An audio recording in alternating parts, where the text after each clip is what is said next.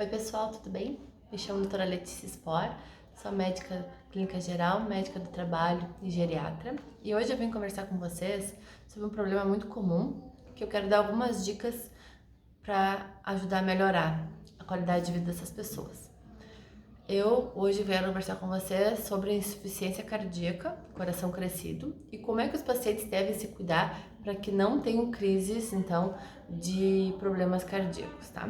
Então, assim, o coração é um músculo e aí, então, alguns problemas de saúde, né, alcoolismo, diabetes, hipertensão, né, descontrolados, acabam fazendo com que o coração cresça, tá?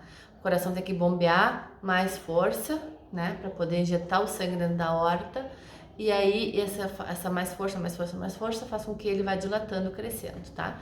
Essa dilatação, então o coração cresce, a gente causa uma doença chamada insuficiência cardíaca.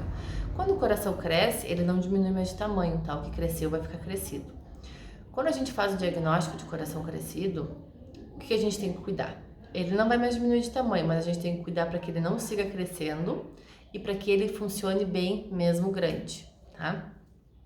Então, a pessoa vai controlar com medicações, né? Vai fazer o ecocardiograma, que é o exame essencial para esse tipo de problema, porque o ecocardiograma vai dizer o quanto que o coração está funcionando, o quanto que está aumentado, né? Então, é importante quem tem esse problema fazer esse exame.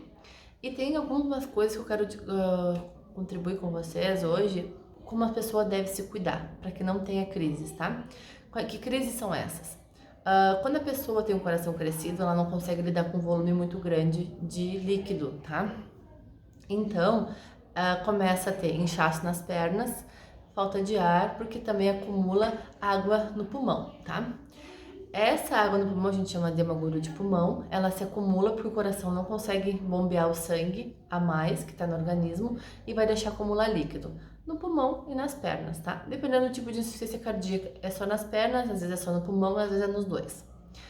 Então, quais são os sintomas que a pessoa sente quando tem edema de pulmão? Falta de ar, tosse, às vezes é uma tossezinha seca, né, levemente produtiva, assim, com um catarro leve, né, e a pessoa toma xarope, toma remédio para tosse, toma remédio para gripe e não melhora nunca.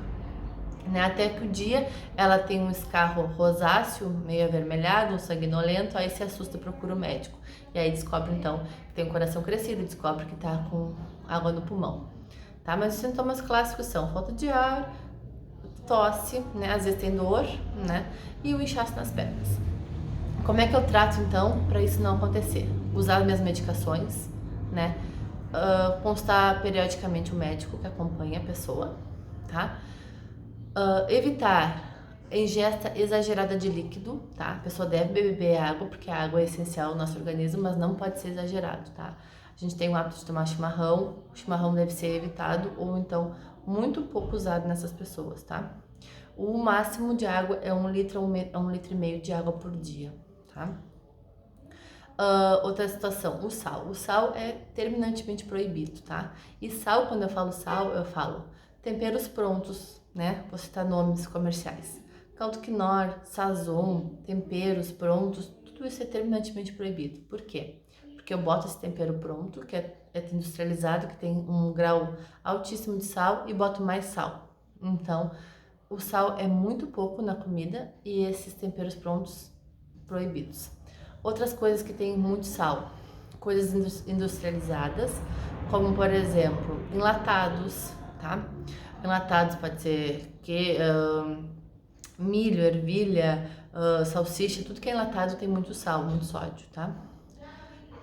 Outra coisa é os embutidos. O que é embutido? Salame, linguiça, salsicha, salsichão, tudo isso tem que ser proibido também, tá? Tem que ser evitado nessas pessoas que têm problemas, tá? Por quê? Porque o sal puxa água, né? O sal, ele deixa o sangue mais concentrado, tá? E aí o organismo vai fazer o quê? Vai puxar água, né? Seja tomando, né? Vai dar uma sede exagerada e a pessoa vai tomar água, ou seja, dentro das células essa água vai sair para diluir aquela concentração de sal excessiva dentro do sangue. E aí a pessoa vai começar a reter líquido, o coração não consegue bombear sangue direito e aí vai começar a acumular água, tá? Controlar o peso, o sobrepeso também piora, tá? Não ingerir bebida alcoólica, não fumar, também são fatores que ajudam a controlar o coração, né? Ajuda a controlar a insuficiência cardíaca e manter-se bem, tá? O sal também ajuda na função da hipertensão, né? A hipertensão também é piorada com o sal, né? E aí, sim, tentar descobrir qual foi a causa que causou, né? O que levou à insuficiência cardíaca. Se for o diabetes, se for o alcoolismo, se for a hipertensão, se for a doença de Chagas, para poder controlar a doença de base, para poder manter coração funcionando bem também, né? Bem, espero que vocês tenham gostado então dessas dicas. Tenham uma boa noite.